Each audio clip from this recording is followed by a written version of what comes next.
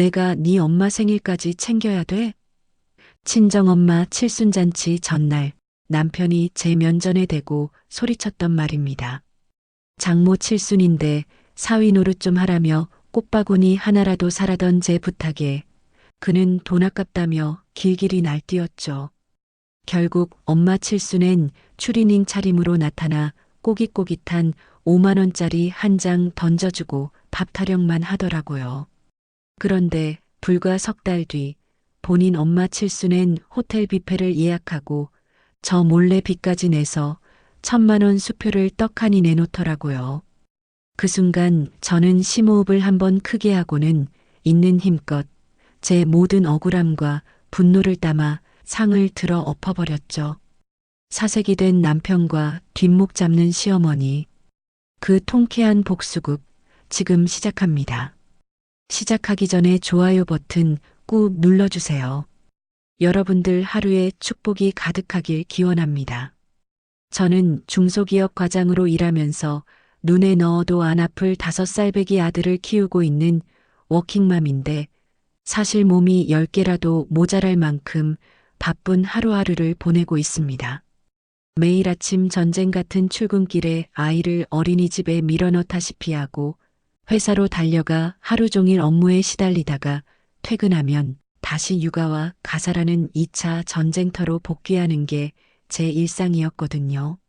남들 다 하는 맞벌이라지만 유독 제가 더 힘들게 느껴지는 건 아마도 집안 살림이며 육아까지 거의 제 몫이나 다름없는 독박 생활 때문일지도 모르겠습니다.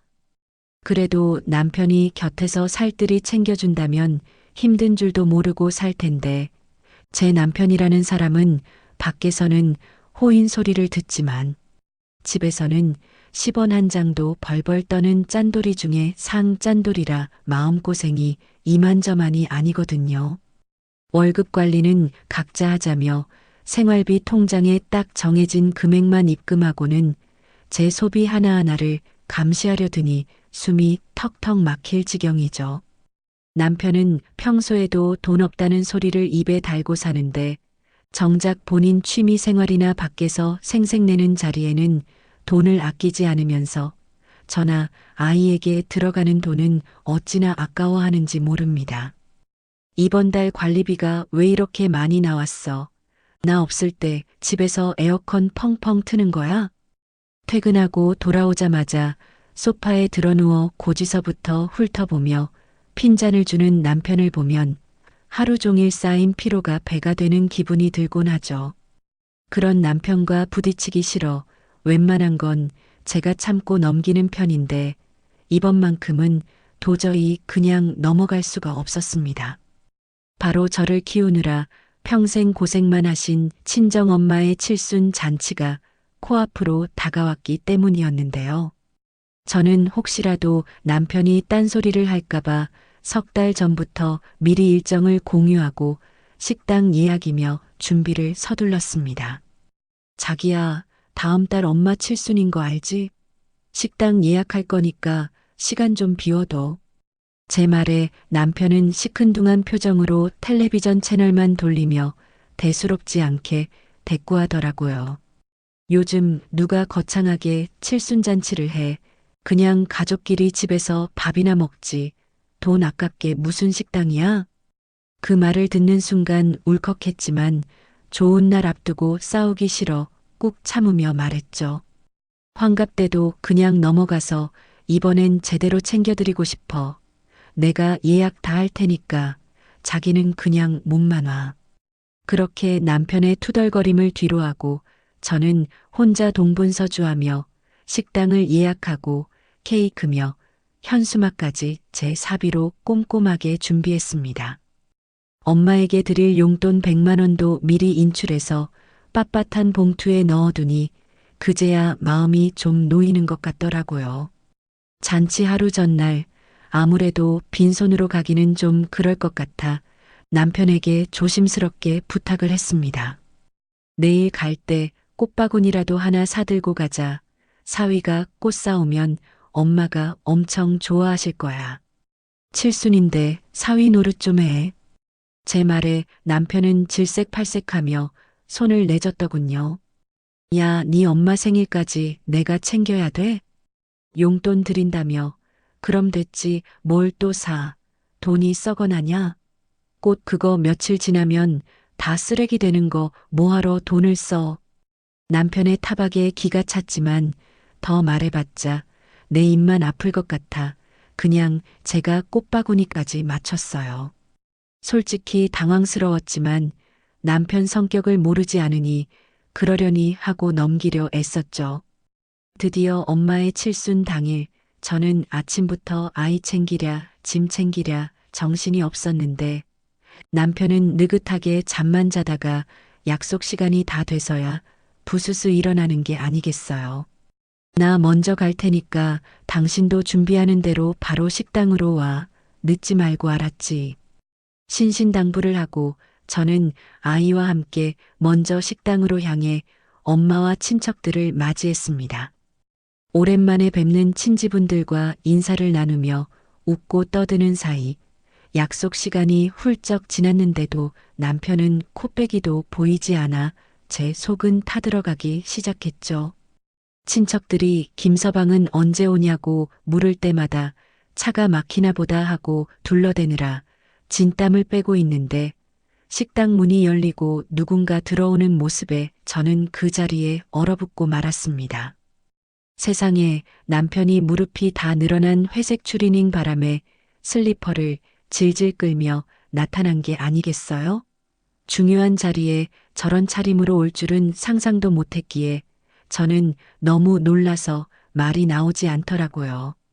친척들도 다들 혀를 차며 수군거리는데 남편은 아랑곳하지 않고 성큼성큼 걸어오더니 자리에 털썩 앉으며 뻔뻔하게 인사를 건네더군요.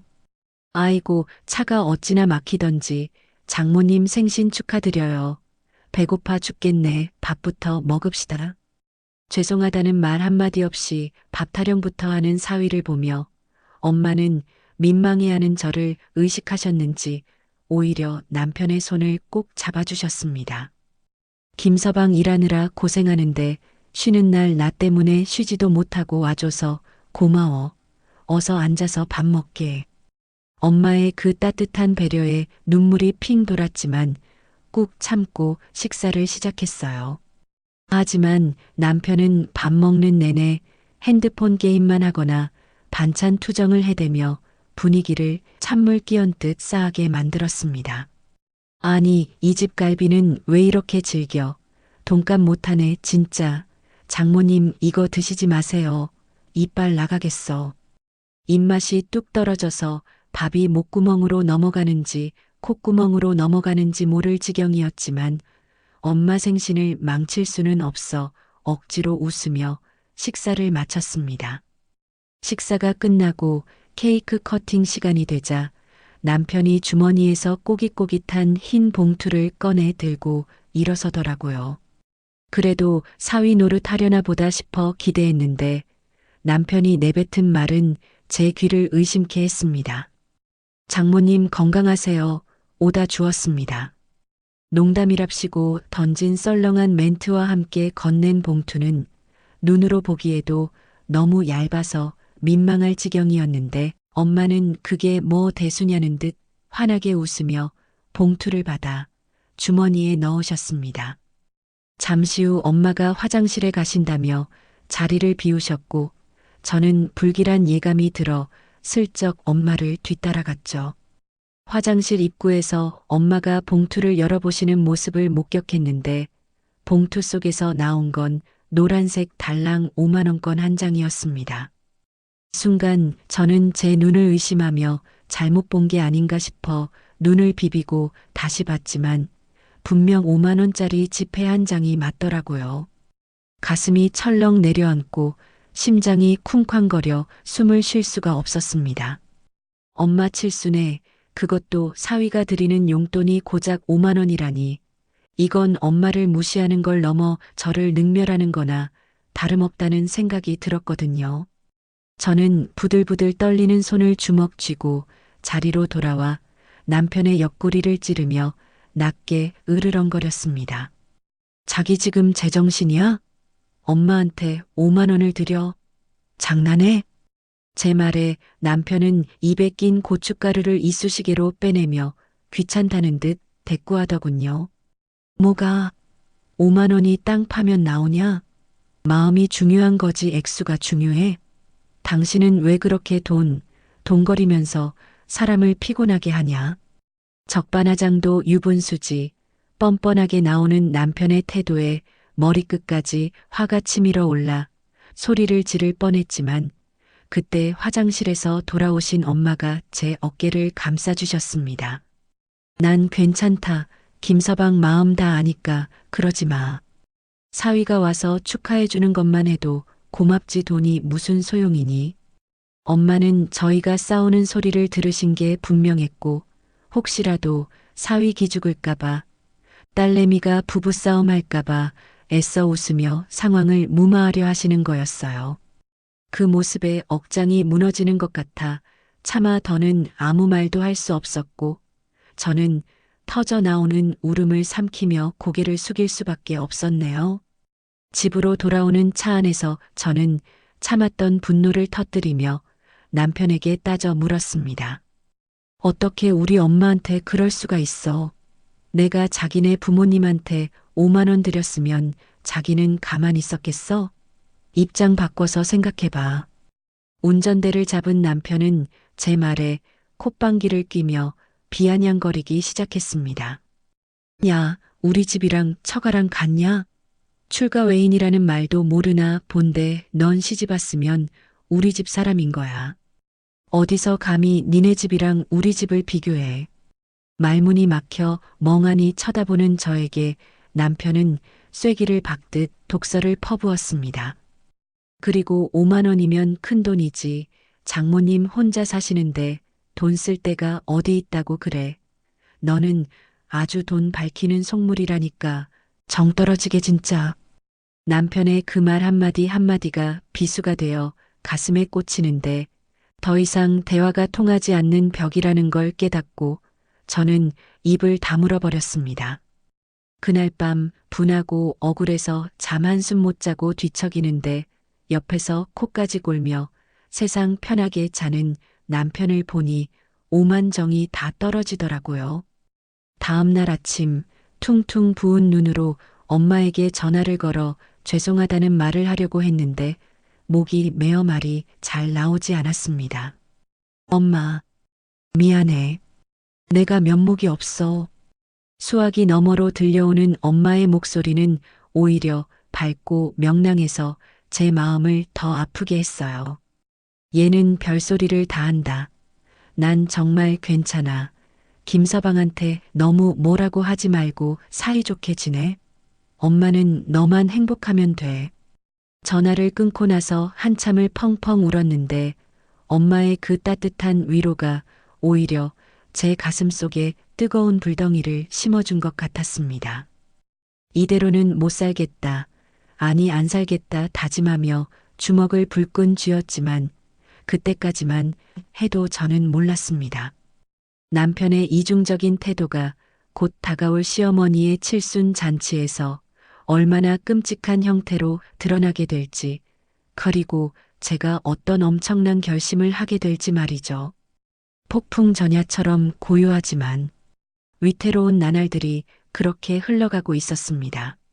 남편이 저지른 그 5만 원의 만행이 제 인생을 송두리째 뒤흔들 거대한 사건의 서막일 줄은 꿈에도 모른 채 말이에요. 친정엄마의 칠순 잔치가 그 모양 그 꼴로 끝난 뒤 저희 집은 말 그대로 시베리아 벌판 한가운데 놓인 것처럼 냉랭한 기운만 감돌았습니다. 남편하고는 말 한마디 안 섞고 지낸 지가 벌써 석 달이 다 되어 가는데 이 인간은 눈치라고는 약에 쓰려 해도 없는 건지 아니면 알면서도 모르는 척하는 건지 퇴근하면 소파랑 한 몸이 되어서 텔레비전만 뚫어져라 쳐다보고 있더라고요. 저는 그 꼴이 보기 싫어서 아이 핑계대고 방에 들어가 버리거나 아예 투명 인간 취급하며 지냈죠. 마누라는 속이 문드러지다 못해 까맣게 타들어가는 줄도 모르고 천하태평인 남편을 볼 때마다 제 명에 못 살 것 같다는 생각이 들었습니다. 매일 밤 침대에 누우면 천장에 그 5만 원짜리 지폐 한 장이 둥둥 떠다니는 것 같아 잠을 설친 적이 한두 번이 아니었는데 정작 가해자인 남편은 드르렁거리며 코까지 골아대니 베개로 얼굴을 눌러버리고 싶은 충동을 간신히 참아내곤 했습니다. 그렇게 숨막히는 침묵 속에서 하루하루를 버티고 있던 어느 날 저녁, 남편이 뜬금없이 제 앞에 슥 다가오더니 헛기침을 몇 번 하며 말을 걸어오더라고요. 당신 다음 달 우리 엄마 칠순인 거 알지? 순간 제 귀를 의심할 수밖에 없었고 장모 칠순 때는 추리닝 바람에 5만 원짜리 한 장 틱 던져놓고 온갖 진상을 다 부려놓고선 본인 엄마 생신은 또 챙기겠다는 그 뻔뻔한 심보가 괘씸해서 말이 안 나오더라고요. 저는 설거지하던 고무장갑을 벗어 던질 듯 내려놓으며 차갑게 쏘아붙였습니다. 어머님은 친구분들도 많고 인맥도 넓으시니까 알아서 하시겠지. 내가 신경 쓸 게 뭐 있어? 제 차가운 반응에 남편은 기다렸다는 듯이 얼굴을 붉히며 언성을 높이더라고요. 야, 너 지금 되게 아니 꼽게 말한다? 장남 체면이 있지 어떻게 그냥 넘어가? 이번엔 호텔 뷔페 예약하고 친척들 다 부를 거야. 제대로 해드릴 거라고. 기가 막혀서 헛웃음이 툭 튀어나왔는데 친정엄마 때는 무슨 칠순이냐며 투덜대던 인간이 자기 엄마 생신엔 호텔이라니 기가 찰 노릇이었죠. 호텔? 돈은 어쩌고? 너 맨날 돈 없다며? 생활비도 모자란다고 징징대더니 그 돈은 어디서 나는데? 제 말에 남편은 당황한 기색도 없이 오히려 큰 소리를 치더군요. 돈 걱정은 하지 마. 내가 다 알아서 할 테니까 너는 잔말 말고 와서 손님 맞이나 해. 며느리가 돼서 시어머니 칠순잔치 챙기는 신용이라도 해야 할 거 아니야. 저는 어이가 없어서 말문이 막혔지만 남편은 이미 혼자 신나서 여기저기 전화를 돌리기 시작했어요. 그날부터 남편은 퇴근만 하면 베란다로 나가서 누군가와 소곤소곤 통화를 하거나 핸드폰을 붙들고 낄낄거리며 뭔가 열심히 검색을 해대더라고요. 슬쩍 엿들어 보니 가관도 아니었는데 답례품은 최고급 수건으로 해달라느니 자수도 금실로 박아달라느니 아주 난리가 났더군요. 네, 답례품은 무조건 고급스러운 걸로 부탁해요. 아, 그리고 밴드도 불러야죠. 우리 어머니가 노래 부르는 거 좋아하시니까 분위기 좀 팍팍 띄워주세요. 그 통화 내용을 듣고 있자니 속에서 천불이 올라오는 것 같았습니다. 친정엄마 칠순 때는 꽃바구니 하나 사는 것도 벌벌 떨며 돈 낭비라고 난리치던 사람이 자기 엄마 칠순에는 돈을 물쓰듯 쓰고 있으니까요. 도대체 저 돈이 어디서 솟아나는 건지 의심스러웠지만 물어봐야 또 싸움만 날 것 같아 속으로만 사겼죠. 하지만 시어머니에게서 걸려온 전화 한 통은 마치 제 인내심의 한계를 시험하는 듯 했습니다. 예, 너 이번 내 생일 때 한복 맞춰 입고 와라. 손님들 많이 오는데 며느리가 후줄근하게 입고 있으면 내 체면이 뭐가 되겠니? 미용실 가서 머리도 좀 하고 알았지? 시어머니의 당당한 요구에 저는 헛웃음만 나왔습니다. 사돈 칠순 때 아들이 추리닝 입고 온 줄은 새까맣게 모르고 제게 한복에 풀세팅까지 강요하다니요. 어머니, 저는 일하느라 바빠서 한복 맞출 시간도 없고요. 그냥 단정하게 입고 갈게요. 제 말에 시어머니는 대뜸 역정을 내시며 소리를 지르시더라고요. 아니 시어머니 칠순이 평생 몇 번이나 온다고 그러니? 네 친정 엄마 때는 그렇게 챙기더니 시댁일은 아주 뒷전이지? 너 그렇게 하는 거 아니다. 전화를 끊고 나니 저는 너무 분하고 속에서 뭔가 울컥 올라오더라고요. 친정엄마 때 제가 뭘 얼마나 챙겼다고 저러시는지. 오히려 남편 때문에 망신만 당하고 엄마 가슴에 대못만 박았는데 말이죠. 시어머니와 남편은 마치 한 통속이 되어 저를 괴롭히는 것 같았고, 남편은 퇴근 후에도 저에게 이거 해라 저거 해라 시시콜콜 간섭하며 시어머니 칠순 준비를 진두지휘했습니다. 당신 그날 손님들 오시면 안내 잘하고 음식 모자라지 않게 계속 체크해. 그리고 친척들 갈 때 답례품 빠짐없이 챙겨드리고 실수하면 안 돼 알았어? 마치 제가 하녀라도 된 듯 부려먹으려는 남편의 태도에 오만정이 다 떨어졌지만 저는 꾹 참고 그날을 기다렸어요. 도대체 어떤 돈으로 저렇게 떵떵거리는지 그 실체를 확인하고 싶었거든요. 생활비 통장 잔고는 간당간당해서 이번 달 공과금 내기도 빠듯한데 호텔 뷔페에 밴드에 최고급 답례품까지 준비한다니 분명 무슨 꿍꿍이가 있는 게 틀림없었습니다. 불안한 예감이 엄습해왔지만 설마 하며 마음을 다잡았는데 잔치 며칠 전 남편이 퇴근길에 커다란 백화점 쇼핑백을 들고 들어오더라고요. 이게 뭐야? 옷 샀어? 제 물음에 남편은 입꼬리가 귀에 걸릴 듯 웃으며 쇼핑백에서 번쩍번쩍 광이 나는 양복을 꺼내 들었습니다. 엄마 칠순인데 때깔 나게 입어야지. 백화점 가서 하나 뽑았어. 어때 멋지지? 슬쩍 가격택을 보니 100만 원이 훌쩍 넘는 고가 브랜드 양복이었죠. 제 옷은 아울렛 매대에서 10,000원짜리 티셔츠 한 장 사는 것도 눈치 주던 인간이 자기 옷은 턱턱 사는 걸 보니 피가 거꾸로 솟는 기분이었습니다. 돈 없다며? 이거 할부로 긁은 거야? 카드값 어떻게 감당하려고 그래? 제가 따져 묻자 남편은 인상을 찌푸리며 손을 휘휘 내저었습니다. 아, 시끄러워. 남자가 큰일 하는데 이 정도 투자는 해야지. 넌 좀스럽게 돈 타령 좀 그만해라, 진짜. 남편은 콧노래까지 흥얼거리며 거울 앞에서 양복을 대보고 패션쇼를 하더군요. 그 모습을 보고 있자니 구역질이 올라와서 견딜 수가 없었죠.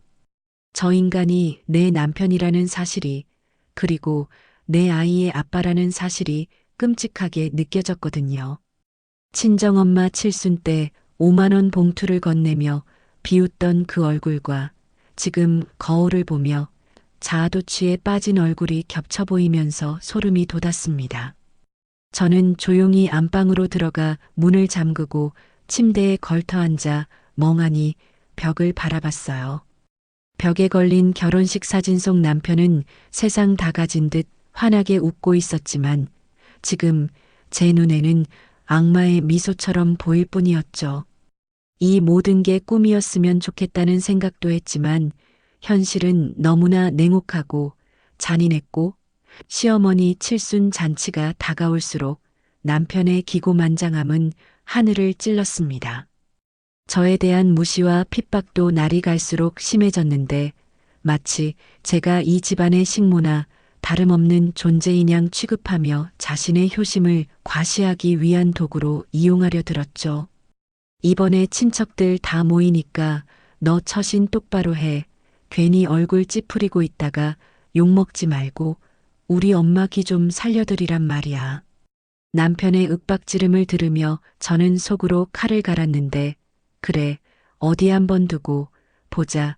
네가 벌인 이 연극이 언제까지 갈지 그 끝이 어떻게 될지 내 두 눈으로 똑똑히 지켜봐 주마 다짐했습니다. 그렇게 폭풍전야와도 같은 시간들이 흘러갔고 드디어 대망의 시어머니 칠순 잔치 날이 밝았습니다.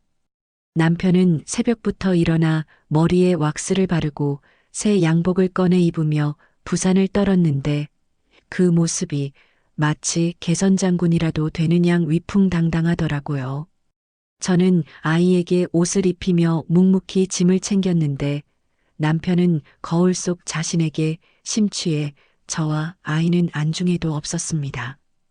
호텔로 향하는 차 안에서 남편은 콧노래를 부르며 운전대를 잡았지만 저는 창밖만 바라보며 뛰는 심장을 진정시켜야 했어요.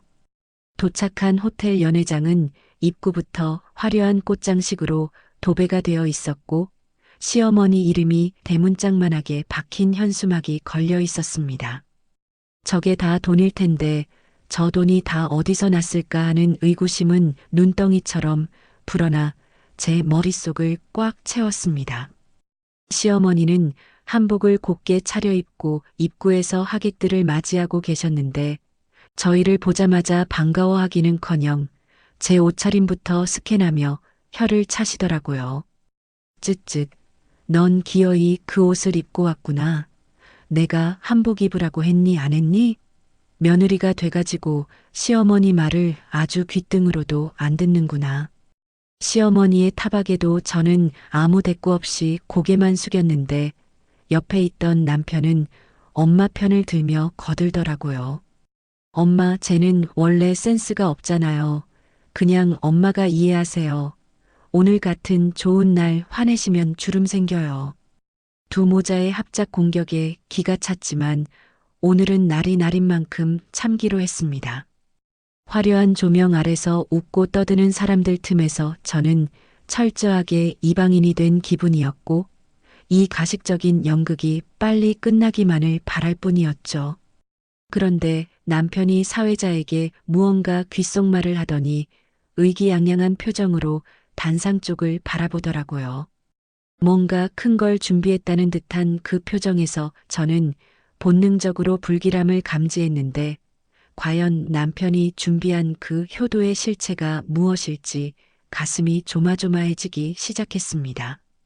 단순히 돈을 많이 쓴 것 이상의 무언가가 있을 것 같은 예감, 그리고 그 예감이 결코 틀리지 않았음을 알게 되는 데는 그리 오랜 시간이 걸리지 않았습니다. 그날 연회장에서 터질 폭탄은 단순히 금전적인 문제를 넘어 우리 부부의 관계를, 아니, 제 인생을 송두리째 뒤흔들 파괴력을 가지고 있었으니까요. 친척들은 물론이고 시어머니의 동창회 계모임 회원들까지 죄다 불러 모았는지 연회장은 발 디딜 틈 없이 북적거렸고 그 소란스러운 풍경이 마치 저를 조롱하는 것 같아 현기증이 날 지경이었습니다. 남편은 몸에 딱 맞는 새 양복을 빼입고 머리에는 기름을 잔뜩 바른 채 여기저기 테이블을 돌아다니며 인사를 하느라 정신이 없었는데 그 모습이 가관도 아니었죠. 아이고, 먼 길 와주셔서 감사합니다. 음식은 입에 맞으세요? 부족한 거 있으면 말씀만 하십시오. 오늘 제가 쏘는 거니까 마음껏 드세요. 마치 개선장군이라도 된 양 어깨에 힘을 잔뜩 주고 다니는데 친척 어르신들이 아들 하나는 기가 막히게 키웠네, 효자가 따로 없어 하며 칭찬을 쏟아내니 남편의 입꼬리는 귀에 걸려 내려올 줄을 모르더라고요. 저는 구석진 자리에서 손님들에게 주차 도장을 찍어주느라 물 한 모금 마실 새도 없었는데 남편은 저를 본체만체 하며 자신의 효심을 전시하는 데만 열을 올리고 있었습니다. 그때 신우이가 얄미운 표정으로 저에게 다가오더니 툭 한마디를 던지더군요. 언니, 오빠가 이번에 무리 좀 했네요. 언니는 좋겠다. 저런 능력 있는 남편 둬서. 비꼬는 말투가 역력했는데 저는 속에서 우라가 치미는 걸 꾹 누르며 애써 덤덤한 척 대꾸할 수밖에 없었습니다. 그러게요. 아가씨 오빠가 대단한 효자네요. 제 말에 신우이는 코웃음을 치며 쌩하니 돌아섰는데 그 뒷모습을 보면서 당장이라도 소리를 지르고 싶은 충동을 참느라 주먹을 꽉 쥐어야 했어요. 식이 시작되고 분위기가 무르익을 무렵 사회자가 마이크를 잡고 목청을 높였습니다. 자, 이제 오늘의 하이라이트. 우리 멋쟁이 아드님의 축사 및 선물 증정식이 있겠습니다. 다들 박수. 우레와 같은 박수 소리와 함께 남편이 단상 위로 올라갔는데 조명을 한 몸에 받는 그 표정이 어찌나 비장하던지 무슨 영화제 나무주연상이라도 타러 나온 사람 같더라고요. 남편은 마이크를 잡고 잠시 뜸을 들이더니 감정이 북받친다는 듯 울먹이는 목소리로 연기를 시작했습니다. 어머니, 칠순 축하드립니다. 홀로 저희 남매 키우시느라 고생하신 거 생각하면 제가 아무리 잘해도 그 은혜 다 갚을 길이 없네요. 가증스러운 눈물 연기에 하객들은 여기저기서 훌쩍거렸지만 저는 그 꼴을 보고 있자니 헛구역질이 올라올 뻔했어요. 친정엄마 칠순 때는 추리닝 입고 와서 밥투정이나 하던 인간이 여기서는 세상 둘도 없는 효자 노릇을 하고 있으니 기가 막힐 노릇이었죠. 남편은 눈물을 훔치며 품 안에서 두툼한 봉투 하나를 꺼내 들었습니다. 어머니, 이거 제 작은 성의입니다. 키워주신 은혜에 비하면 보잘것없지만 아들이 어머니 호강시켜 드리려고 열심히 모았습니다. 남편이 시어머니에게 봉투를 건네자 사회자가 분위기를 띄우며 호들갑을 떨기 시작했는데요. 자, 아드님의 피땀 어린 정성이 담긴 봉투입니다. 과연 얼마가 들어있을지 우리 어머님께서 직접 확인해 보시죠. 개봉박두. 사람들의 환호 속에 시어머니가 떨리는 손으로 봉투를 열었는데 그 안에서 나온 건 노란색 5만원권이 아니라 하얀 빛깔의 수표였습니다. 시어머니는 수표를 꺼내 들고 눈이 휘둥그레지더니 이내 환하게 웃으며 수표를 머리 위로 흔들어 보이시더군요. 세상에 이게 얼마야? 1,000만 원? 우리 아들이 나한테 1,000만 원을 줬어. 아이고 세상에. 순간 장내가 술렁거리더니 와 1,000만 원이래. 아들이 진짜 크게 쌌네. 하는 감탄사가 여기저기서 터져나왔습니다. 1,000만 원이라는 소리를 듣는 순간 저는 제 귀를 의심하며 멍하니 남편을 바라볼 수밖에 없었는데요. 5만원과 1,000만 원. 친정엄마에게 줬던 5만원에 무려 200배나 되는 큰 돈이었습니다. 머릿속이 하얗게 비워지면서 아무 생각도 나지 않다가 문득 정신이 번쩍 들면서 날카로운 의문이 뇌리를 스치고 지나갔어요. 도대체 저 돈이 어디서 났을까? 매달 생활비도 빠듯하다며 저를 쥐어짜던 사람이고 본인 용돈도 부족하다며 투덜대던 사람이 어떻게 1,000만 원이라는 큰 돈을 마련했을까 하는 의구심이 쓰나미처럼 밀려왔습니다. 혹시 몰래 비자금이라도 모은 건가 아니면 회사에서 보너스라도 받은 건가 별의별 생각이 다 들었는데 불현듯 일주일 전 남편이 했던 수상한 행동이 떠올라 등골이 오싹해지더라고요. 자기야, 나 회사에 연말정산 서류 내야 돼. 인감도장이랑 신분증 좀 줘. 급해. 그때는 별 의심 없이 서랍에서 꺼내줬는데 생각해보니 연말정산에 인감도장과 신분증까지 필요할 이유가 없었거든요. 불안한 예감이 확신으로 바뀌는 순간 심장이 미친 듯이 쿵쾅거려 숨을 쉴 수가 없었습니다. 저는 떨리는 다리를 진정시키며 테이블 위에 있던 남편의 핸드폰을 들고 남편의 공인인증서 비밀번호를 눌러 은행 앱에 접속했습니다. 로딩되는 동그라미가 빙글빙글 돌아가는 그 짧은 시간이 저에게는 마치 1년처럼 길게만 느껴졌어요. 손에 땀이 흥건하게 배어나와 핸드폰을 놓칠 뻔했죠. 드디어 화면이 바뀌고 대출 내역 조회 버튼을 누르는 순간 제 눈앞에 뜬 글씨를 보고 저는 그 자리에 주저앉을 뻔했습니다. 주택담보추가대출 실행 3,000만 원. 남편은 저 몰래 그것도 제 명의까지 도용해서 우리가 살고 있는 공동명의 아파트를 담보로 3,000만 원이나 대출을 받았던 겁니다. 손발이 차갑게 식어버리고 눈앞이 캄캄해지는데 그 돈으로 호텔 뷔페를 예약하고 비싼 밴드를 부르고 저렇게 1,000만 원짜리 수표를 흔들며 효자 노릇을 하고 있었던 거죠. 기가 막히고 코가 막힌다는 말이 이럴 때 쓰는 건가 싶으면서 배신감에 치가 떨려 온몸이 사시나무 떨듯 떨려왔습니다. 장모한테는 돈 5만 원도 아까워서 벌벌 떨던 인간이 빚까지 내서 자기 엄마한테 1,000만 원을 주다니요. 그것도 나와 상의 한마디 없이 내 인감 도장까지 몰래 훔쳐서 집을 담보로 잡아서요. 이건 단순한 거짓말이 아니라 명백한 사기였고 저에 대한 기만이자 우리 가정에 대한 배신이었습니다. 고개를 들어 단상을 보니 남편은 여전히 싱글벙글 웃으며 시어머니와 포옹을 하고 있었고 시어머니는 우리 아들 최고다, 내 새끼 장하다 하며 아들 등을 토닥이고 계시더군요. 그 역겨운 풍경을 보고 있자니 뱃속 깊은 곳에서부터 뜨거운 용암 같은 분노가 끓어올라 견딜 수가 없었습니다. 친정엄마가 화장실에서 몰래 5만 원을 다시 쥐어주며 김서방 힘들게 하지 말라고 하셨던 그 떨리는 목소리가 귓가에 쟁쟁하게 울려 퍼졌거든요. 엄마는 사위 힘들까봐 그 푼돈조차 받기 미안해 하셨는데 이 인간은 빚잔치를 벌여가며 자기 엄마 길을 살려주고 있었다니 내가 이런 쓰레기 같은 인간이랑 살려고 그 고생을 했나 싶어 피눈물이 날 것 같았습니다.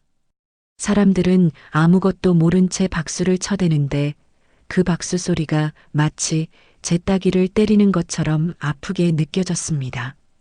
저는 핸드폰을 쥔 손에 힘을 꽉 주며 입술을 깨물었는데 입안에서 비릿한 피맛이 느껴질 정도로 세게 깨물었지만 아픈 줄도 모르겠더라고요. 더 이상 참으면 내가 사람이 아니라는 생각이 들었고 이대로 가만히 있으면 평생 저 인간들의 호구 노릇이나 하며 살다가 비참하게 죽을 것 같다는 공포심이 들었습니다. 지금 당장 저 가증스러운 연극을 끝내버리지 않으면 제 속이 터져버릴 것만 같았어요. 저는 비틀거리며 자리에서 일어났고 다리에 힘이 풀려 휘청거렸지만 눈빛만큼은 도끼를 품은 짐승처럼 번득였습니다. 사람들의 시선이 저에게 쏠리는 게 느껴졌지만 그런 건 더 이상 중요하지 않았어요. 오직 단상 위에서 히히덕거리는 저 두 모자를 응징해야겠다는 생각뿐이었죠. 저벅저벅 한 발자국씩 단상을 향해 걸어가는데 남편이 저를 발견하고는 의아한 표정으로 쳐다보며 눈짓을 하더군요. 당신이 왜 나와? 빨리 들어가. 남편의 그 태연한 목소리를 듣는 순간 제 안의 마지막 이성의 끈이 툭 하고 끊어져 버렸습니다. 시어머니 앞 메인 테이블에는 오색 찬란한 칠순 상차림이 화려하게 차려져 있었고 저는 남편의 눈을 똑바로 쳐다보며 입가에 싸늘한 미소를 지었어요. 남편은 그제야 뭔가 잘못됐다는 걸 감지했는지 표정이 굳어지더라고요. 단상 바로 앞까지 다가가자 남편이 제 팔을 잡으며 속삭이듯 말했습니다. 야, 미쳤어? 왜 이래? 빨리 내려가. 남편의 손을 거칠게 뿌리치며 저는 있는 힘껏 소리를 질렀습니다. 이거나, 너야말로 미쳤냐? 제정신이야? 순간 장내는 찬물을 끼얹은 듯 조용해졌고 사람들은 영문을 모른 채 수군거리기 시작했습니다. 시어머니는 놀란 눈으로 저를 쳐다보며 어색하게 웃으시더라고요. 얘가 갑자기 왜 이래? 술 마셨니? 어머님 생신 축하한다고 한마디 하러 나온 거니? 저는 시어머니를 쏘아보며 끓어오르는 분노를 터뜨렸습니다. 축하요? 어머님, 지금 그 돈 받으니까 좋으세요? 아들이 1,000만 원 주니까 살만 나시죠?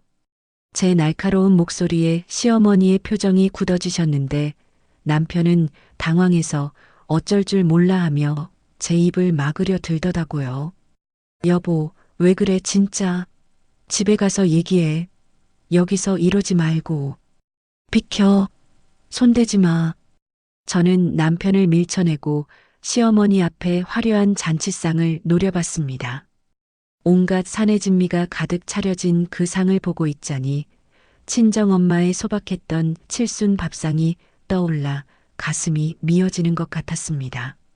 엄마는 갈비가 질기다며 투정 부리는 사위 눈치 보느라 밥도 제대로 못 드셨는데 시어머니는 희희낙낙하며 잔치를 즐기고 있다니 이 불공평한 세상에 대한 분노가 폭발했습니다. 저는 심호흡을 한번 크게 하고는 두 손으로 테이블복 끝을 꽉 움켜쥐었습니다. 그리고 있는 힘껏 제 모든 억울함과 분노를 담아 상을 들어 엎어버렸어요. 와장창, 쨍그랑, 그릇 깨지는 소리와 함께 음식들이 사방으로 튀었고 화려했던 칠순상은 순식간에 아수라장이 되어버렸습니다. 시어머니는 비명을 지르며 뒤로 물러났고 하객들은 기겁하며 자리에서 일어났습니다. 남편은 멍하니 서서 쏟아진 음식들을 바라보다가 저를 잡아먹을 듯이 노려보며 소리쳤어요. 아, 너 미쳤어? 돌았냐고. 이게 무슨 짓이야? 저는 남편의 멱살을 잡고 흔들며 악을 썼습니다. 그래, 미쳤다. 너 같은 놈이랑 산 내가 미친년이지. 야, 이 나쁜 놈아. 우리 엄마한테는 5만 원 주고 네 엄마한테는 1,000만 원? 그것도 빚내서? 제 말에 남편은 얼굴이 하얗게 질려서 아무 말도 못하고 입만 벙긋거렸습니다.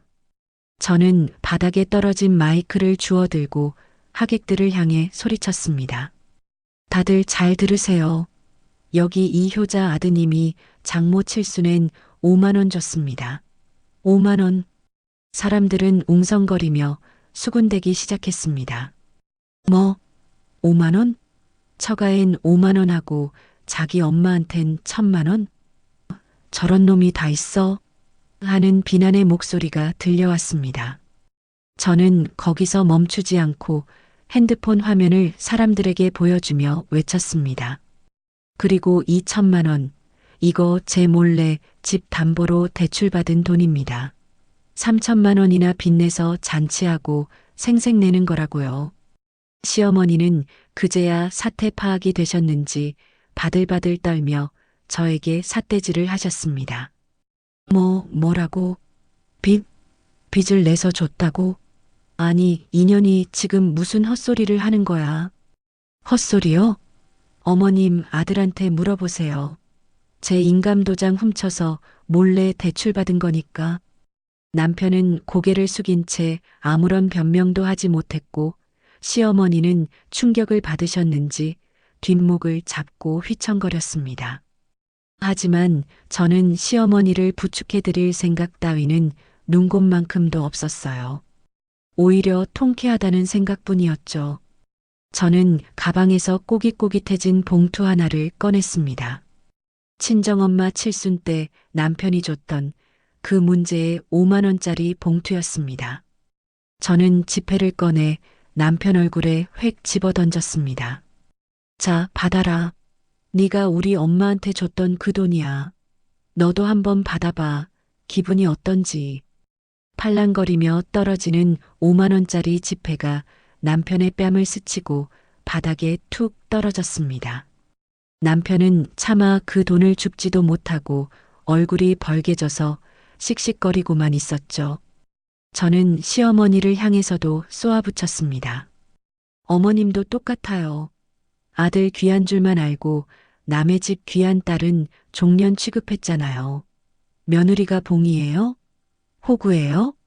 시어머니는 기가 막혀서 말도 못하고 헐떡거리고 계셨는데 저는 그 모습이 꼴좋다 싶었습니다. 평소에 저를 무시하고 구박하던 그 기세등등함은 온데간데 없고 초라하게 늙은 노인네 하나만 남아있을 뿐이었으니까요. 하객들 중 일부는 핸드폰을 꺼내 동영상을 찍고 있었고 일부는 혀를 차며 남편과 시어머니를 욕하고 있었습니다. 아이고, 세상에 저런 불효자가 다 있나. 며느리가 오죽했으면 저랬을까 하는 소리가 들려왔습니다. 저는 그제야 속이 좀 시원해지는 것 같았습니다. 가슴속 꽉 막혀있던 체증이 쑥 내려가는 기분이었고 10년 묵은 변비가 뚫린 것처럼 개운했거든요. 남편이 저에게 달려들며 주먹을 치켜들었지만 저는 눈 하나 깜짝하지 않고 맞섰습니다. 쳐봐. 어디 한번 쳐봐. 치는 순간 넌 바로 콩밥 먹는 거야. 남편은 주먹을 부들부들 떨더니 차마 때리지는 못하고 허공에 헛손질만 해댔습니다. 비겁한 놈. 강약약강의 전형인 저 인간의 바닥을 보니 더 정이 떨어지더라고요. 저는 남편의 정강이를 걷어차 주고는 뒤도 돌아보지 않고 식장 출구를 향해 걸어갔습니다. 뒤에서 시어머니의 통곡 소리와 남편의 고함 소리가 들려왔지만 제 귀에는 그저 패배자들의 비명으로만 들릴 뿐이었죠. 식장을 빠져나와 택시를 잡으려고 서 있는데 다리가 후들거려서 서 있기가 힘들더라고요. 하지만 마음만은 깃털처럼 가벼웠습니다. 이제 끝났다. 아니, 이제 시작이다. 나를 얽매고 있던 저 지긋지긋한 시월드와 남편이라는 족쇄를 끊어버리고 온전한 나로 다시 태어날 수 있다는 희망이 보였거든요. 그 난리통을 뒤로하고 택시에 몸을 실었을 때 제 손은 여전히 덜덜 떨리고 있었지만 마음 한 구석은 이상하리만치 차분하게 가라앉고 있었습니다. 차창 밖으로 스쳐 지나가는 풍경들이 하나도 눈에 들어오지 않았고 오직 머릿속에는 당장 엄마를 보고 싶다는 생각 하나뿐이었어요. 친정집 현관문을 열고 들어서자마자 익숙한 엄마 냄새가 훅 끼쳐오는데 그제야 참고 있던 눈물이 본물 터지듯 왈칵 쏟아져 내리더라고요.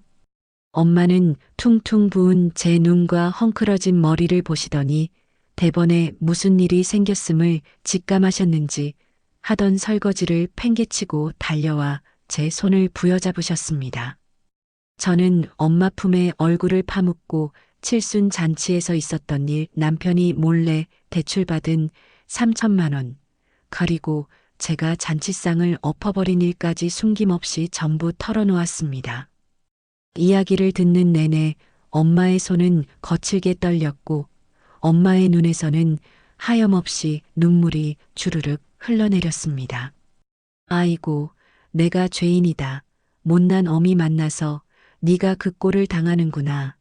내가 그때 5만 원 받았을 때 바로 뒤집어 엎었어야 했는데 사위 기죽을까봐 덮어준 게 내 천추의 한이다. 엄마는 가슴을 주먹으로 치며 통곡하셨는데 그 모습을 보니 제 가슴이 천 갈래 만 갈래로 찢어지는 것 같았습니다. 자식이 겪은 모욕이 마치 당신 탓이냥 자책하는 엄마를 보며 저는 이를 악물고 눈물을 닦아냈어요. 엄마 잘못 아니야. 그 인간들이 나쁜 거지. 엄마가 왜 울어. 나 이제 절대 안 참아. 내가 그 인간들 뼈저리게 후회하게 만들어줄 거야. 엄마를 간신히 진정시키고 방에 누워 있는데 제 핸드폰이 미친 듯이 진동하기 시작했습니다. 화면을 켜보니 남편에게서 온 문자 메시지와 부재중 전화가 수십 통이 와 있었는데 그 내용을 확인하는 순간 피가 거꾸로 솟는다는 말이 무슨 뜻인지 실감 나더라고요. 야, 너 미쳤어? 지금 어디야? 당장 안 튀어와? 너 때문에 우리 집안 개망신당한 거 안 보여? 내 얼굴에 똥칠을 해놓고 도망가면 다야? 호텔 청소비랑 음식값 다 네가 물어내. 손해배상 청구할 거니까 각오해라. 사과는커녕 적반하장으로 나오는 남편의 태도에 헛웃음이 나왔지만 이건 시작에 불과했습니다. 곧이어 시어머니에게서도 전화가 걸려왔는데 받지 않으려다 무슨 소리를 짓거리는지 드러나 보자 싶어 통화 버튼을 눌렀거든요.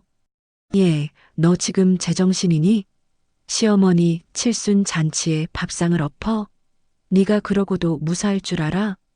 수화기 너머로 들려오는 시어머니의 앙칼진 목소리는 독이 바짝 올라 있었습니다.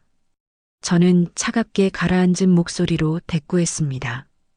어머님, 잔치도 하고 1,000만 원도 받으신 기분 좋은 날인데 화내지 마세요. 뭐라고? 야, 남자가 살다 보면 대출 좀 받을 수도 있지. 그걸 가지고 동네방네 떠들어서 망신을 줘? 너 당장 들어와서 싹싹 빌어. 이혼은 절대 안 된다. 어디서 감히 이혼 소리를 꺼내. 자기 아들의 사기 행각은 남자의 실수로 포장하고 저의 정당한 분노는 폐륜으로 몰아가는 그 뻔뻔한 가스라이팅의 구역질이 올라왔습니다. 더 이상 대화할 가치도 없다고 느껴 저는 조용히 통화 종료 버튼을 누르고 번호를 차단해 버렸습니다. 다음 날 날이 밝자마자 저는 변호사 사무실을 찾아갔어요. 변호사님 앞에 남편의 대출 내역서, 5만 원 사건 당시의 녹취록, 그리고 그동안 생활비 문제로 다퉜던 문자 내용들을 증거로 제출했습니다.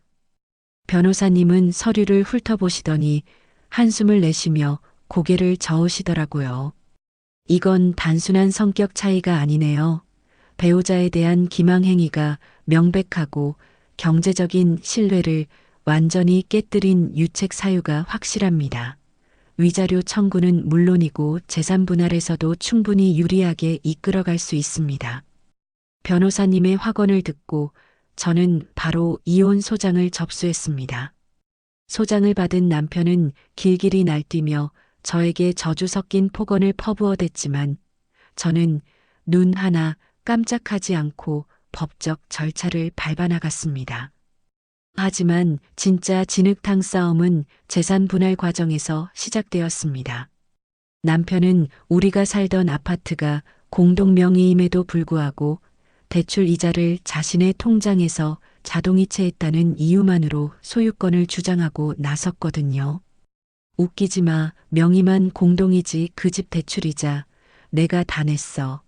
넌 밥이나 하고 애나 받지 돈 보탠 게 뭐 있어? 그 집은 내 거야. 10원 한 장도 못 줘. 기가 막혀서 말이 안 나왔는데 제가 맞벌이를 하면서 생활비를 충당하고 아이 육아와 집안일을 도맡아 했기에 남편이 대출 이자를 낼 수 있었다는 사실은 쏙 빼놓고 계산하더라고요. 게다가 남편은 양육권 문제에 있어서도 아이를 사랑해서가 아니라 저를 괴롭히고 양육비를 주지 않기 위해 억지를 부리기 시작했습니다. 애는 우리 집 장손이야. 절대 못 줘. 정 데려가고 싶으면 몸만 나가. 양육비는 꿈도 꾸지 마. 돈 앞에서는 부모 자식도 없다더니 10년을 함께 산 아내에게 이렇게까지 바닥을 보이는 남편을 보며 저는 인간에 대한 환멸을 느꼈습니다. 남편의 만행은 여기서 그치지 않았는데 회사 동료들이나 주변 지인들에게 저를 정신병자로 몰아가며 헛소문을 퍼뜨리고 다니기 시작하더라고요. 아, 내 와이프가 의부증이 좀 심해. 병원 좀 가보라고 해도 말을 안 들어서 미치겠어. 어느 날 친한 친구가 조심스럽게 전화를 걸어와서 너 혹시 우울증 약 먹니?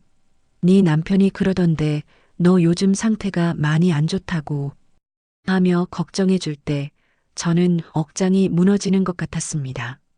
자신의 잘못을 덮기 위해 멀쩡한 아내를 의부증 환자의 정신병자로 만드는 그 치졸함에 치가 떨렸습니다.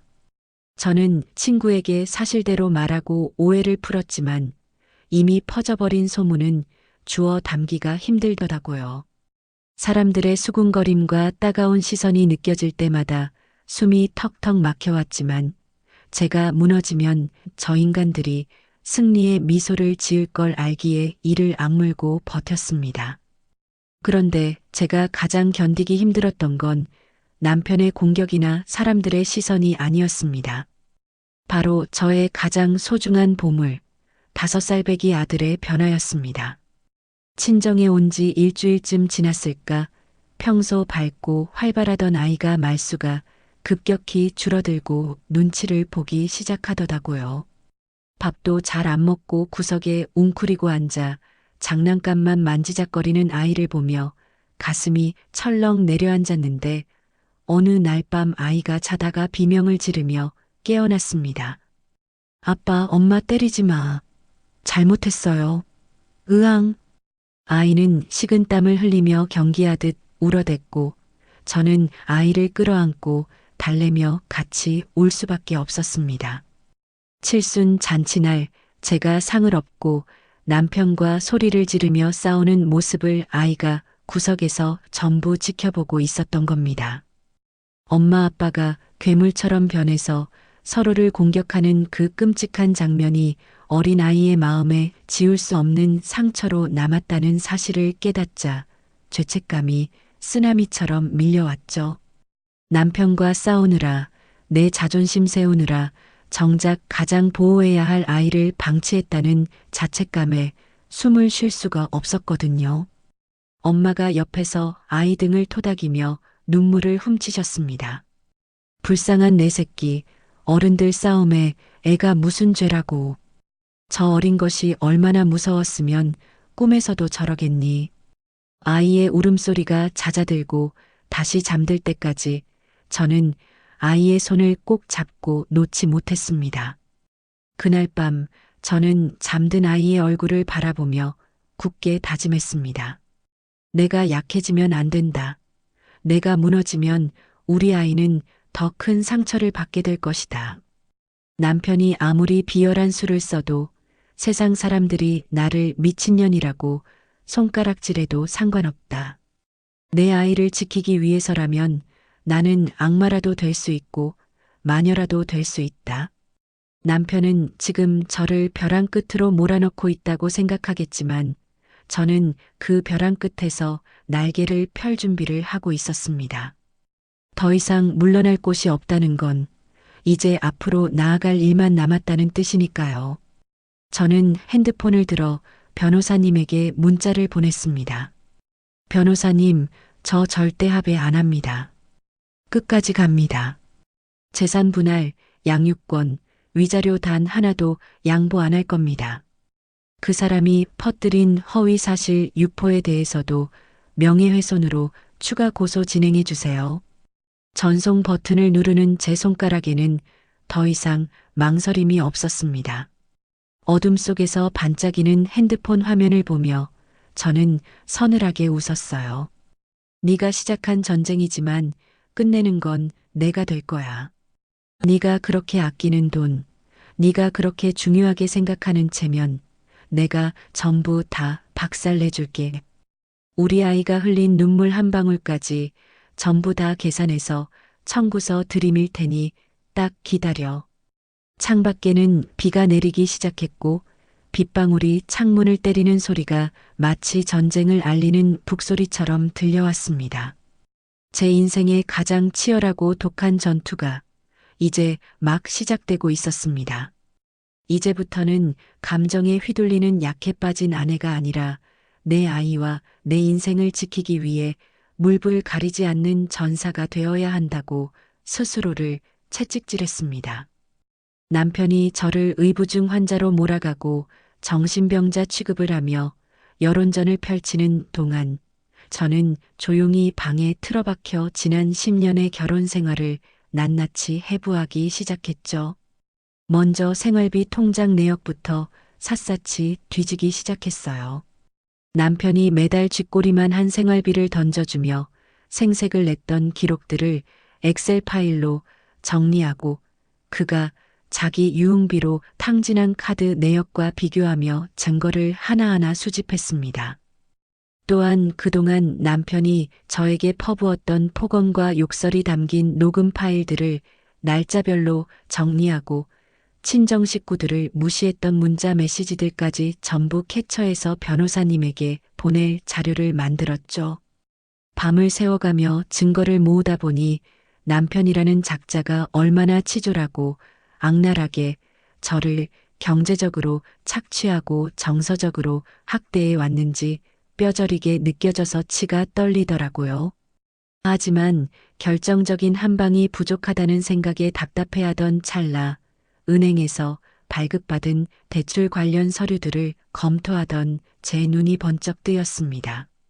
주택담보대출 추가 약정서 그 서류 맨 아래에 적힌 서명란을 보는 순간 저는 심장이 멎는 듯한 충격을 받았어요. 거기에는 제 이름 석자가 적혀 있었지만 그 필체는 분명 제 것이 아니었거든요. 남편의 삐뚤빼뚤한 글씨체를 흉내내어 흘려 쓴 그 서명은 남편이 제 동의도 없이 인감도장을 훔쳐서 몰래 대출을 실행했다는 명백한 증거이자 사문서 위조라는 중범죄의 흔적이었습니다. 손이 부들부들 떨려왔지만 이번에는 분노가 아니라 환희에 가까운 전율이었습니다. 이건 단순한 이혼 사유를 넘어 형사처벌까지 가능한 강력한 무기였으니까요. 저는 변호사님에게 전화를 걸어 떨리는 목소리로 이 사실을 알렸고, 변호사님은 이거면 게임 끝났네요. 형사고소 압박 카드로 쓰면 남편분 꼼짝 못할 겁니다라며 확신에 찬 답변을 주셨습니다. 천군만마를 얻은 듯 든든한 마음으로 형사고소장을 준비하고 있던 어느 날 모르는 번호로 전화가 한 통 걸려왔습니다. 여보세요? 혹시 김대리님 와이프 되시나요? 저 김대리님이랑 같은 부서에서 일하는 직원인데요. 조심스러운 목소리의 주인공은 남편 회사의 여직원이었는데 그녀가 들려준 이야기는 제 상상을 초월하는 충격적인 내용들이었습니다. 남편은 회사에서도 소문난 짠돌이의 진상 상사였는데 부하 직원들에게는 커피 한 잔도 안 사면서 회식 자리에서는 법인카드로 생색을 내고 심지어 여직원들에게 찝적대기까지 했다는 겁니다. 사모님, 제가 진짜 참다 연락드리는 거예요. 김 대리님이 회사에서 사모님 욕을 얼마나 하고 다니는지 아세요? 사모님이 의부 중이라 집에서 숨도 못 쉬게 한다느니, 돈만 밝히는 속물이라느니. 근데 정작 본인은 회사 여직원한테 밥 사준다고 불러내서 이상한 소리나 하고, 얼마 전에는 신입 사원한테 선물 공세하다가 거절당해서 망신당한 적도 있거든요. 그 이야기를 듣는데 피가 거꾸로 솟으면서도 한편으로는 헛웃음이 터져 나오더라고요. 집에서는 돈 없다고 징징대던 인간이 밖에서는 어린 여직원들 꽁문이나 쫓아다니며 돈을 쓰고 다녔다니. 그 이중적인 행태에 구역질이 올라왔습니다. 그 여직원은 남편의 평소 행실과 저에 대한 험담 내용을 진술서로 써주겠다며 적극적으로 도와주겠다고 나섰는데 평소 남편에게 당한 게 많았던지 목소리에 분노가 서려 있었습니다. 저는 그녀에게 감사를 표하며 증언을 확보했고 이제 남편을 무너뜨릴 모든 준비가 완벽하게 끝났음을 직감했어요. 드디어 결전의 날인 조정 기일이 다가왔고 저는 깔끔한 정장 차림으로 법원 조정실에 들어섰습니다.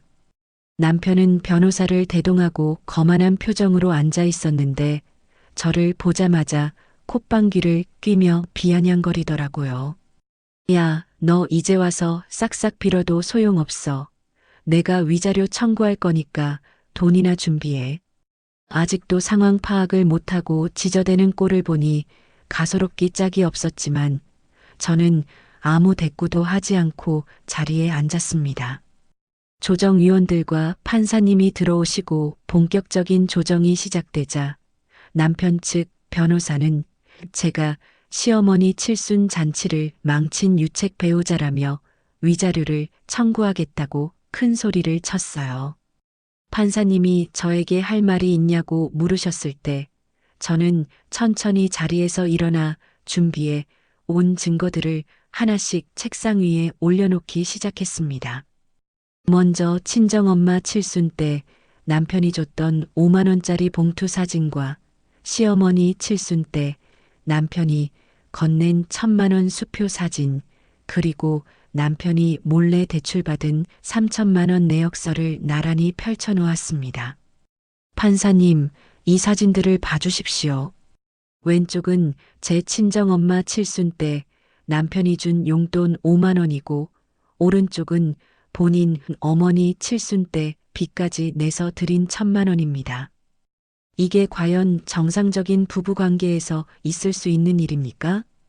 판사님은 사진과 내역서를 번갈아 보시며 미간을 찌푸리셨는데 남편은 당황한 기색을 감추며 아니, 그건 사정이 있어서 라며 말끝을 흐렸습니다.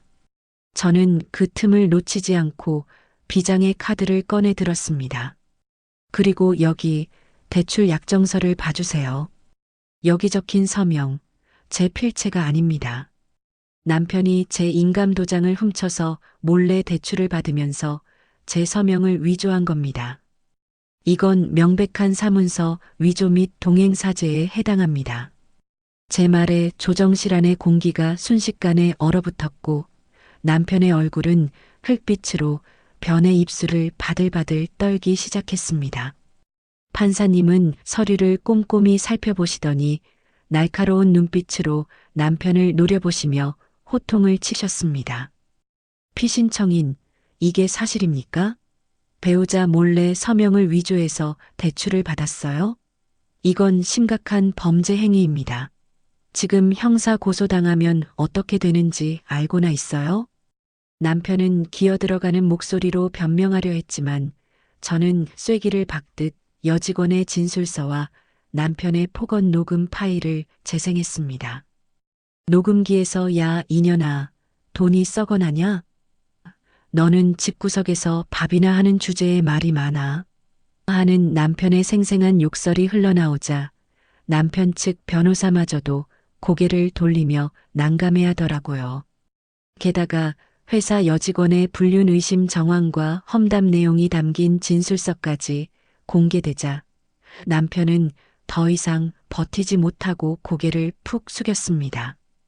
조정실 안은 남편의 치부가 낱낱이 드러나는 처형장이나 다름없었고 저는 그 모습을 차가운 눈으로 내려다보며 마지막 일격을 가했습니다. 저는 이 사람과 더 이상 단 1분 1초도 살 수 없습니다. 사문서 위조로 형사 고소 진행할 거고요. 위자료 3천만 원, 재산 분할 60%, 그리고 양육권까지 전부 제가 가져가겠습니다. 하나라도 받아들여지지 않으면 저는 끝까지 가서 이 사람 콩밥 먹일 겁니다. 형사 고소, 콩밥이라는 단어가 나오자 남편은 사시나무 떨듯 떨며 제 앞으로 달려와 무릎을 꿇었습니다. 여보, 내가 잘못했어. 제발 고소만은 하지 말아줘. 나 회사 잘리면 끝장이잖아. 한 번만 봐줘.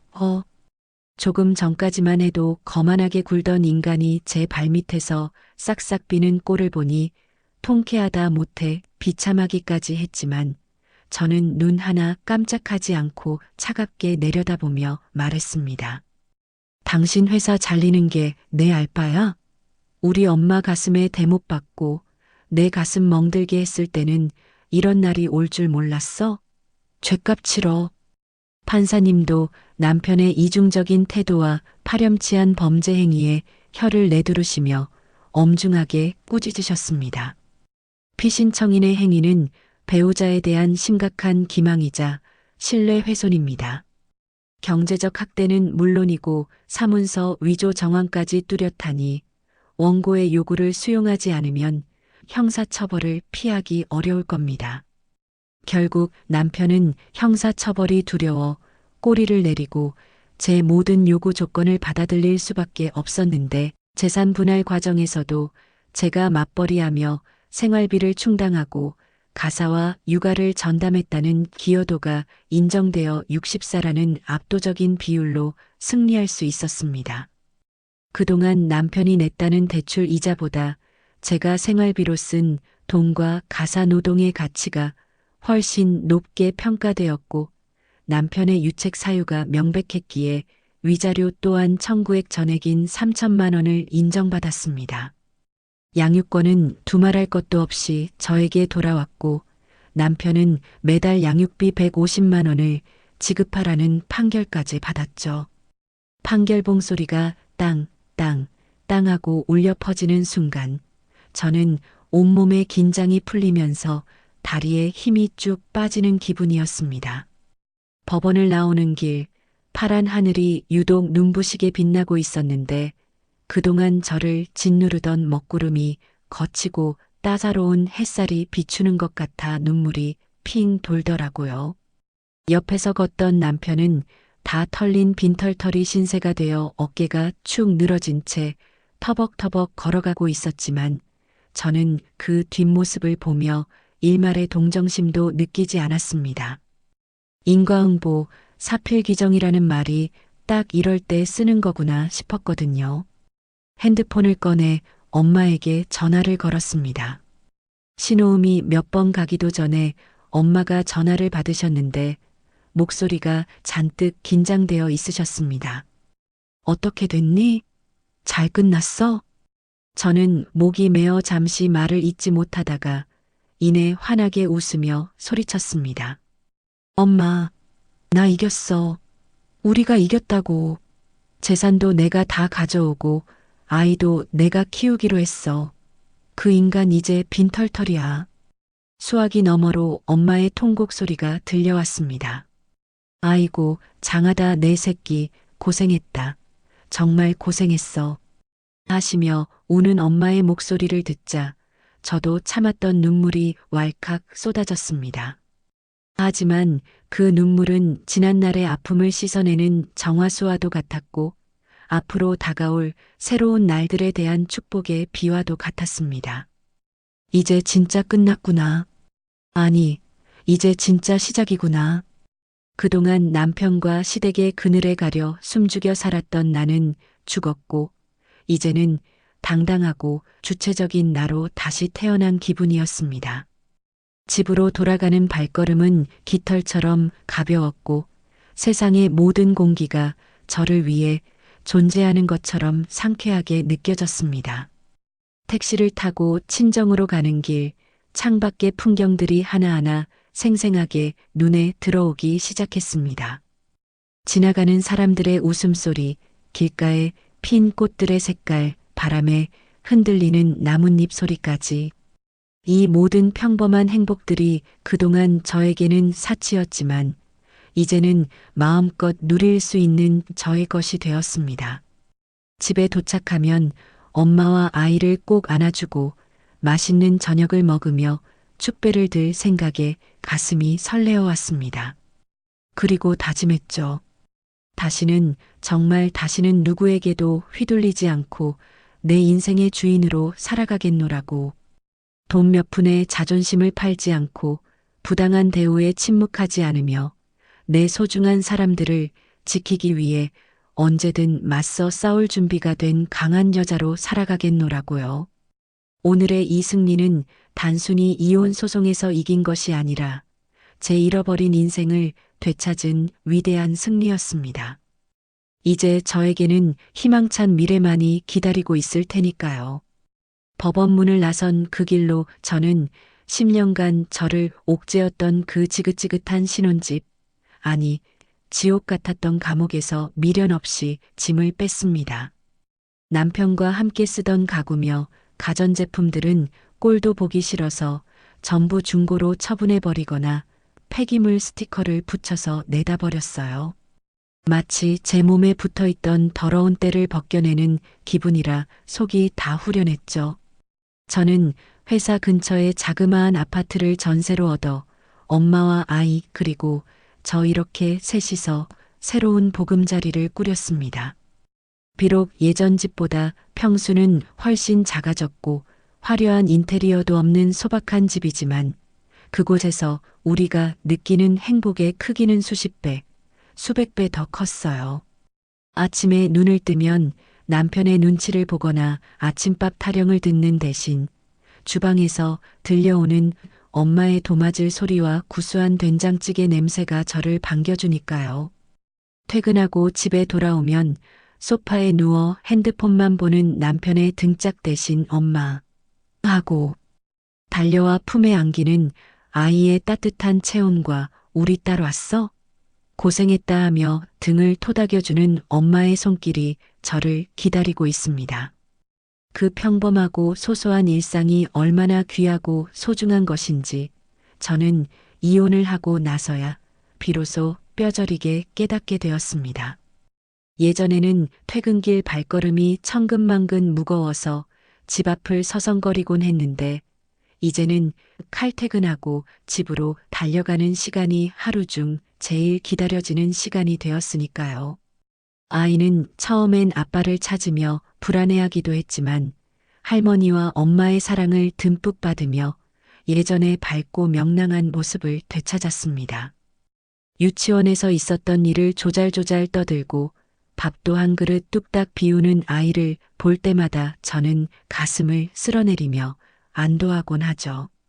엄마 역시 사위 눈치 보느라 맘 편히 쉬지도 못했던 지난날을 뒤로하고 이제는 손자 재롱을 보며 한박 웃음을 지으시는 날이 많아졌습니다. 가끔 동네 마트에서 장을 보다가 예전 동네 사람들을 마주치기도 하는데 그들을 통해 건너 들려오는 남편과 시댁의 소식은 참으로 가관이더라고요. 그 화려했던 호텔 칠순 잔치는 그 동네에서 전설적인 잔치상 업기 사건으로 길이길이 회자되고 있다고 합니다. 동네 사람들은 모이기만 하면 그 집 며느리가 오죽했으면 잔치상을 엎었겠냐.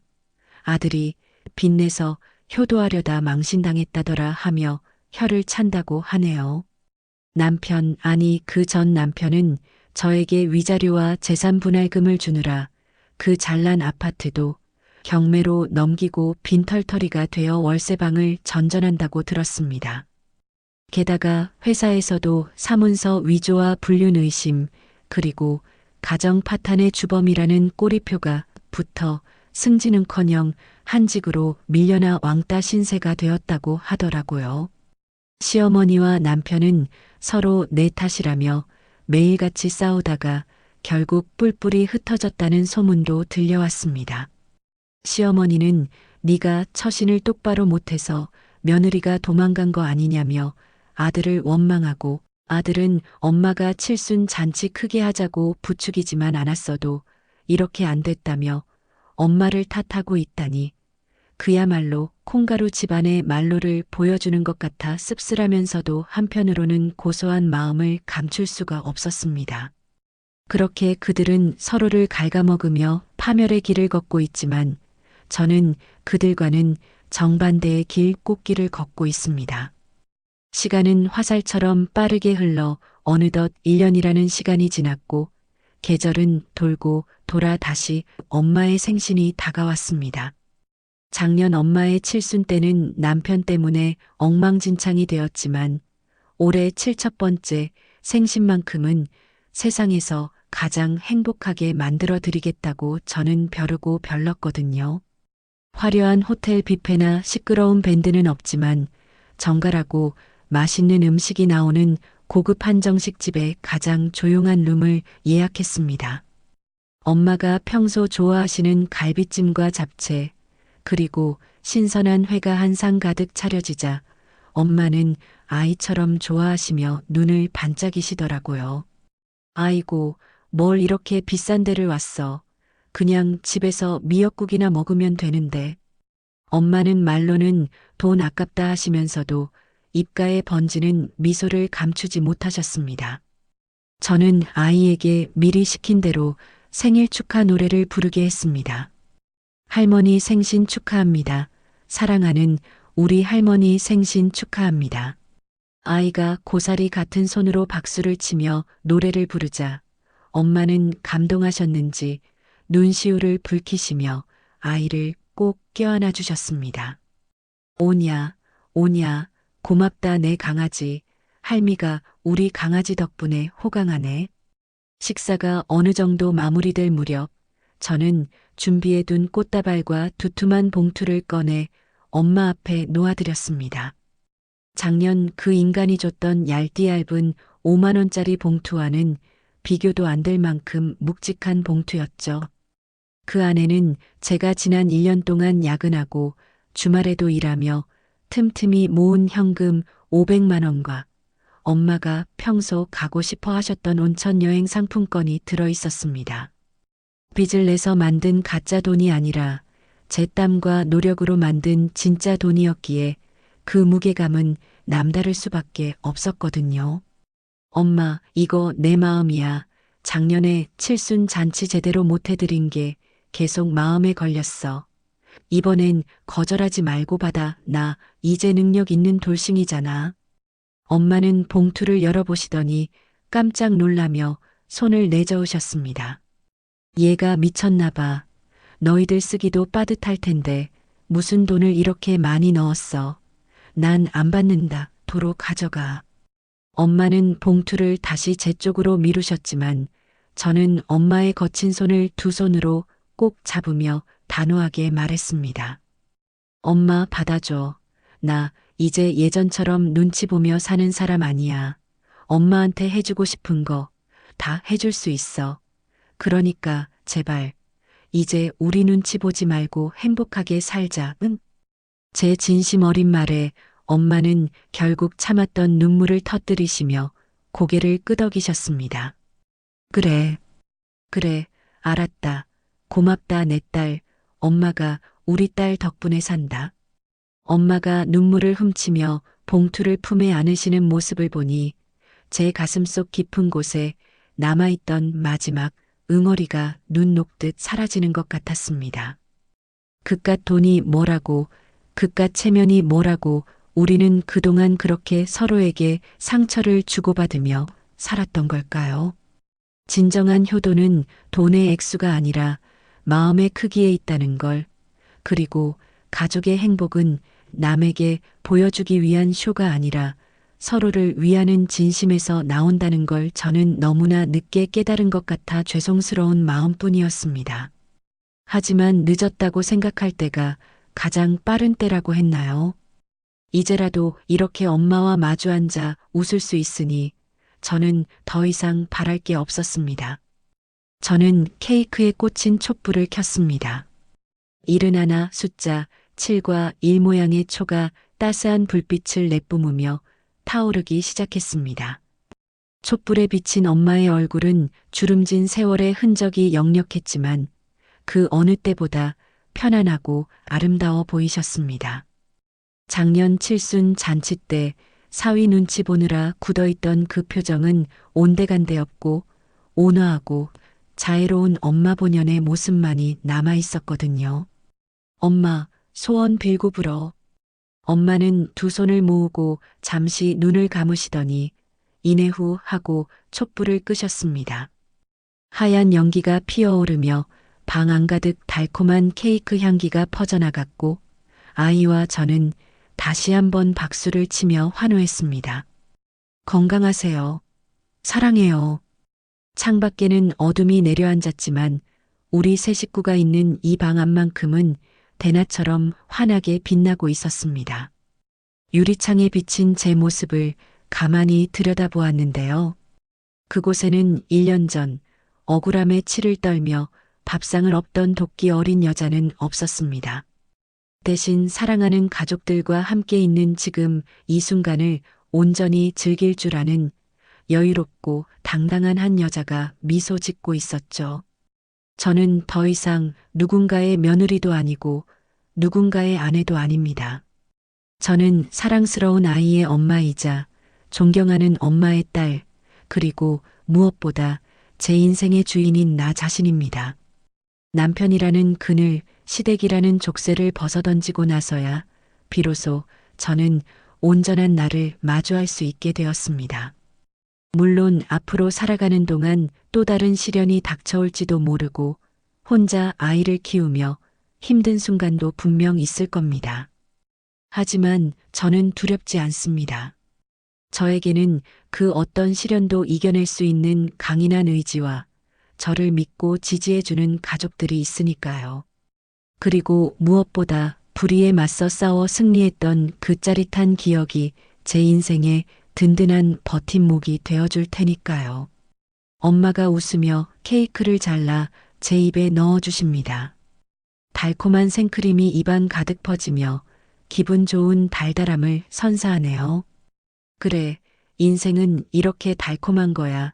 쓴맛 뒤에 오는 단맛이 더 강렬한 법이지. 저는 엄마와 아이를 번갈아 바라보며 마음속으로 조용히 하지만 힘차게 외쳤습니다. 효도? 그거 남이 해주는 거 아니더라고요. 인생? 그거 누가 대신 살아주는 거 아니더라고요. 내가 직접 챙기고 내가 직접 만들어가는 것, 그게 진짜 내 인생이더라고요. 지금 혹시라도 저처럼 힘든 시간을 보내고 계신 분들이 있다면 주저하지 말고 용기를 내셨으면 좋겠습니다. 참는 게 미덕인 시대는 지났고 나를 지킬 수 있는 건 오직 나 자신뿐이니까요. 자, 이제 마지막으로 세상 모든 며느리들, 그리고 세상 모든 나를 위해 시원하게 한번 외쳐볼까요? 제 인생의 슬로건이자 앞으로 저를 지탱해줄 마법의 주문을 말이에요. 효도는 셀프, 인생도 셀프, 내 인생의 주인공은 바로 나. 정말 듣는 내내 가슴이 답답했다가 마지막에 꽉 막힌 속이 뻥 뚫리는 기분. 저만 느낀 거 아니죠? 장모 칠순엔 달랑 5만 원, 본인 어머니 칠순엔 대출까지 받아 1,000만 원이라니. 그 뻔뻔하고 이중적인 태도에 저도 모르게 주먹을 꽉 쥐게 되더라고요. 하지만 우리 현명한 사연자님께서 그야말로 통쾌한 밥상 뒤집기 한 판승으로 인생의 주도권을 되찾으셨습니다. 썩은 동아줄 같았던 인연을 과감하게 끊어내고 이제는 눈치 보지 않고 어머니 그리고 아이와 함께 진정한 행복을 찾은 모습이 너무나 아름답고 감동적이었는데요. 효도는 셀프, 인생도 셀프라는 그 당찬 외침이 오랫동안 우리들 마음속에 큰 용기를 줄 것 같습니다. 이제 지난 아픔은 훌훌 털어버리시고 사랑하는 가족들과 함께 매일매일이 꽃길이길 진심으로 응원하겠습니다. 새로운 출발을 시작한 사연자님께 응원의 댓글을 남겨주세요. 큰 위로가 돼줄 거예요. 오늘도 끝까지 함께 해주셔서 감사합니다.